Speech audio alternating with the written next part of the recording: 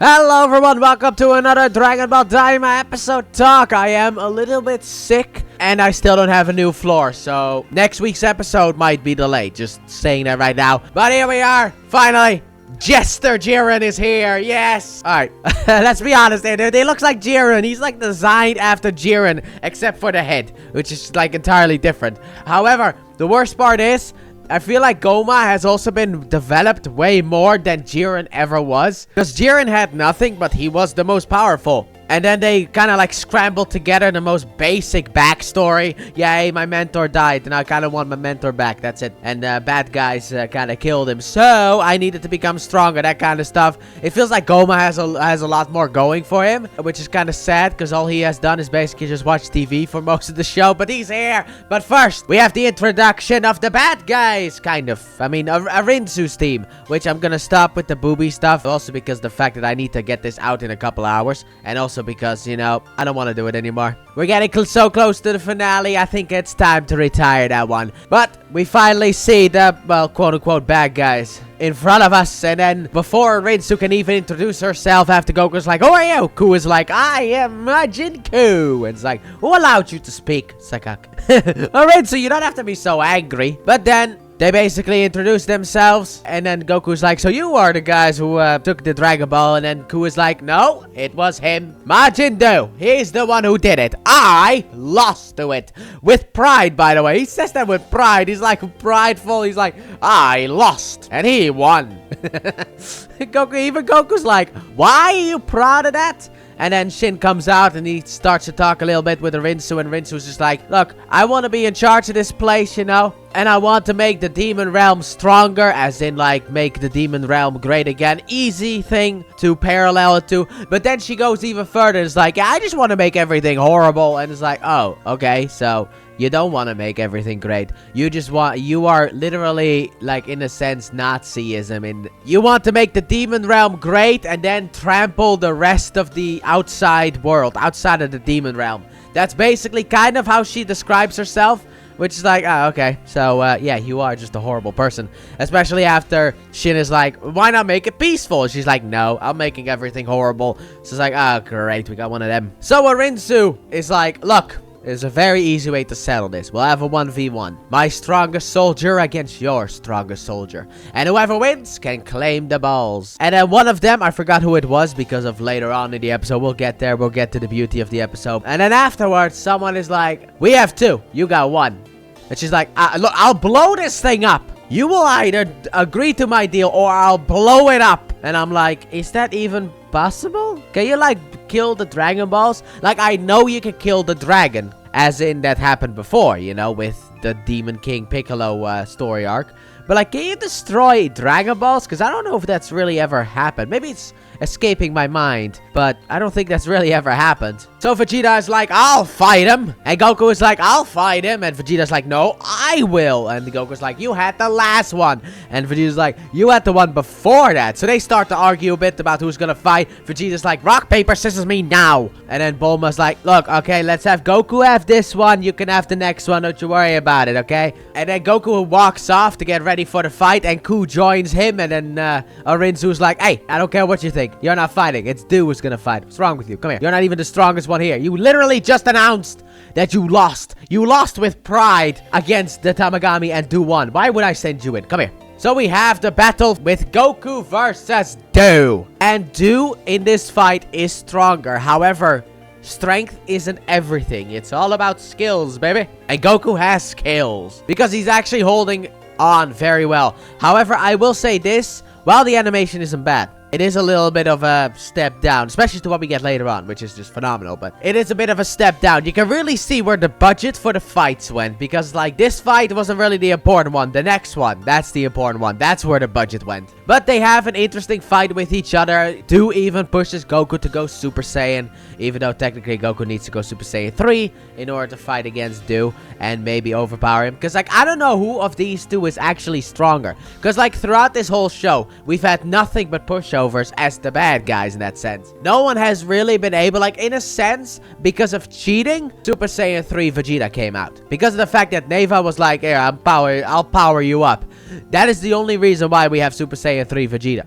So nothing has really been a challenge. So I don't know how Do stacks up to like Goku and Vegeta. But so far, you know, Do is doing his fighting. Goku's doing his fighting. However, that fight doesn't last long because at the castle, something appears out of it. It is Gomah. It's Jester Jiren himself. And he has finally appeared. And he has the third eye, which everyone fears. And once again, we get the backstory on the eye, which is like, dude, how many times? How many times do we need this again? Did we really need this again, okay? Because once again, he's like, oh god, it's the third eye. That thing is horrifyingly evil. It's like, we know. Okay, we know. Okay, calm down. And then Bulma's like, wait a minute. Hybis, where's your belt? And Hybis is like, all eyes look the same. And he looks a bit worried, which the first time Hybis actually looks worried. But he's still not gonna admit that he's the one who just ruined everything. But he knows that he's the one who just literally effed it all up for a hat. So Gomah uses his powers in order to create some kind of rocky arena. And then Vegeta immediately jumps in and punches Gomah, which does nothing. So Gomah, he's not really a fight against Vegeta because of the fact that Vegeta isn't really a threat at this moment. And it's like, finally, a threat. An actual threat. Oh my god, it is here. It is here. We have a threat. Ah, thank you. But Vegeta basically gets beaten up, and then everyone else decides to join in on the fight, which also doesn't really improve their odds. You would think with more people you would improve the odds, but sadly enough, that is not the case. So that Bulma goes over to Rinsu and is like, hey you, send in your people. And then Rinsu's like, fine. Alright boys, fight. Fight for mommy. Which also, I would just like to point this out. It's just a little bit of a thing. But actually I have two things here. The one that I forgot to write down, sadly enough. Why did I forget to write that down? But anyway, let's start off with that one first, okay? The one that I forgot to write down. It was when Goku was fighting Do. And we have like a shot where Goku jumps across the wall. That is, I think that is a reference to the Dragon Ball Z opening, where he jumps from like the mountains, I think it was.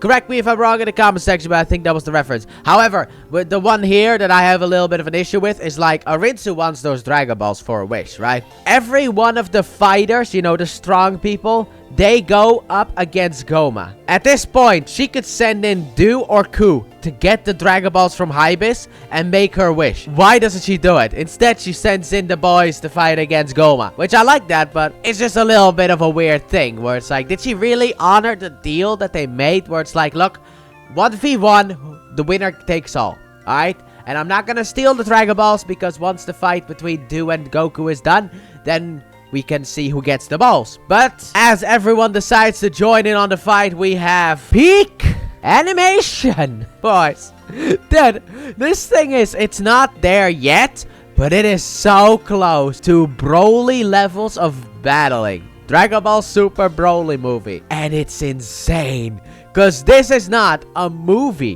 which normally have higher budgets. This is like a TV series or like a special series, I guess. But still, look at the animation quality. It's peak. It's like beyond peak. Nothing in this show so far has gotten this high yet. With the way that the camera switches around, I loved the animation in this thing. Look, I can handle mediocre animation. I'm not really the person who really cares about that. But like when we see peak, I gotta point out peak, okay? I was in awe. But as this fight happens, Goku loses his bugs, and Neva's like, hey, Tamagami 1, go into the fight. However, he says that without talking. He looks at him, and then he looks at the battle, and Tamagami points at himself. It's like, in a way, he's like, me? It's like, he's like, yeah. Powers him up, I guess, for a little bit, and then Tamagami 1 joins in on the fight as well. So everyone decides to team up, and I love this stuff against Gomah, but it's useless. Goma's just too powerful. He uses rocks to get rid of everyone. He literally, Tamagami 1 uses like a powerful blast against Gomah. Gomah just catches that with his telekinesis or with his psychic powers and just shoots it back. You get Do, who just like hugs him very tightly with his arms, just like wraps his arms around him. I like the creativity as well, you know, using everyone to their fullest potential. However, nothing really works, so the gang decides to team up for a powerful blast attack. So Piccolo charges his special beam cannon. Nice to see that you're finally doing something, Piccolo. Very nice to see. We have Goku charging Kamehameha. Vegeta charges the Galick Gun. We have like the Majins who are charging something as well. Tamagami's charging something. We have the fact that Glorio is charging something, and they all fire it at Gomah, but Gomah just blocks it like it's nothing, and then just takes everyone out. And then he uses his psychic powers on Goku and lifts him up and fires a blast at Goku, which Goku can't dodge because he's, paralyzed in the air, I guess. But then Do and Tamagami 1 block the attack, and then Goku's like, alright, fine, if I have to. And then he charges up to Super Saiyan 3, boys. And he doesn't even block the attack. The attack just goes, he blocks it with his ki. That's how powerful Super Saiyan 3 is. And I will say this about this show. No matter what you say, at least it has shown the respect to Super Saiyan 3 that it has never, ever gotten before. Look, I don't like Super Saiyan 3 because of the lack of eyebrows. I have been very adamant about that. However, I love the fact that Super Saiyan 3 gets shine here because it never got shine, because of the fact that Toriyama kept rewriting the Buu Saga's big thing. It was like, oh, Goku can't go past Super Saiyan 2. Oh, now I'm gonna write Super Saiyan 3. It comes out of nowhere. He just has Super Saiyan 3. And then we have Fusion. And then we end the whole thing with a Spirit Bomb. Come on, dude. It's just like we have two different types of Fusion. We have Super Saiyan 3 and we end it with the Spirit Bomb. It's like Super Saiyan 3 just never got the love that it needed and deserved. So this show is just doing it. They are giving the love and admiration, in a sense, to Super Saiyan 3, which I love. I love the fact that they're doing that, because as a fan of Super Saiyan 4, if what happened to Super Saiyan 3 happened to Super Saiyan 4, and Super Saiyan 4 was then in Daima, I would have been this. Look, it's not going to be. But and then we had a special show that dedicated itself to being cool for Super Saiyan 4. I would be thrilled. So any Super Saiyan 3 fans, I know how you feel in that sense, where it's yes, man, am I excited for what comes next, because that's where the episode ends. Goku goes Super Saiyan 3, kind of blocks the attack with his ki, and then it's just there you go, that's the episode done. Next episode, the preview just showed off Super Saiyan 3 Goku versus Gomah. However, it is called Awakening, which could mean one of two things. Either a new form, which no, because that would contradict Super entirely. And these two are actually supposed to be connected, even if people online don't believe that they are connected. Daima and Super are supposed to be connected, outside of the little retcon of Shin and Kibito separating. These two are supposed to be connected. So Goku can't just bust out a new form.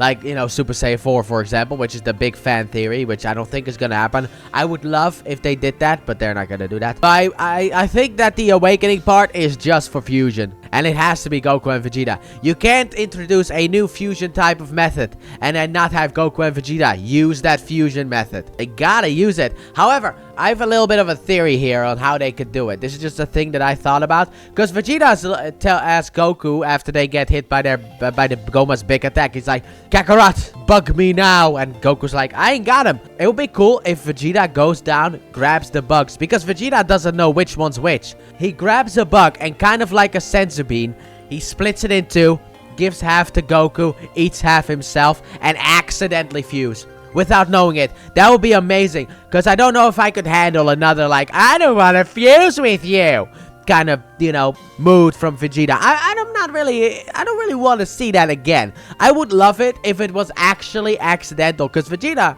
I don't think, has been to that shop, so he doesn't know which bug is which. Goku just says he has senzu bean bugs, so maybe Vegeta's like, oh hey, look, there is one more bug in the bag. That bug is the fusion bug. He splits it, gives half to Goku, eats half himself. There you go. Fuses with Goku, we get a new fusion. Which, why is the entire internet calling that thing Vegito? People are saying they want to see Vegito in this show. Are you out of your mind? I mean, technically it's possible because of Shin, but still, are you out of your mind? What do you mean? You want to see Vegito in this show? Come on, dude. If they are gonna fuse through the bugs, it ain't gonna be Vegito. It's not gonna be Gogeta. Why are you people whatever? But I very much enjoyed this episode. Yes, it was a little bit rocky at the beginning with the animation, but the end of the episode really showed why the beginning of the episode had such rocky animation as well. I like the fight between Goku and Do. I wonder how this is gonna end as well, because we have about 3 episodes left before we're done with Dragon Ball Daima. And are all 3 of those episodes going to be against Gomah?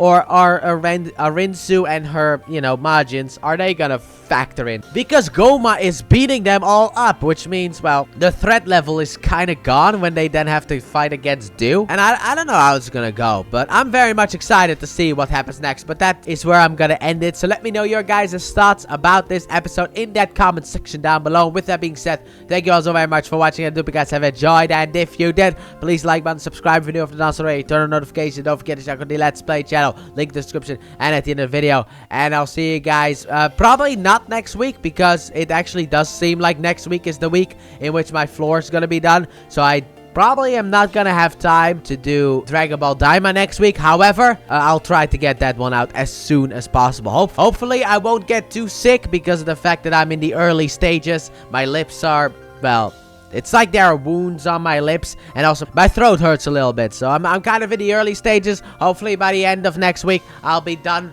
being sick. Hopefully I'll just hit that bad boy in the upcoming days and just be better at the end of the week. And I'll get you the next episode of Daima, because we are reaching the end of Daima. 3 episodes left. I wonder what that awakening is gonna be. Hopefully it's a new fusion. And also, a little bit of a theory here. That's how they could do Super Saiyan 4, maybe, where it's like when they use the fusion bugs, maybe their fusion of Goku and Vegeta brings back their primal stuff, as in their tail, and they are able to go Big Ape and then Super Saiyan 4, but it only works because that fusion bug gave them their tails back for that specific fusion, and when they split up, the tail's gone. So they could do some kind of storyline with Super Saiyan 4 like that, where it's like exclusive to the bug fusion, and that's it. That'll be a cool thing.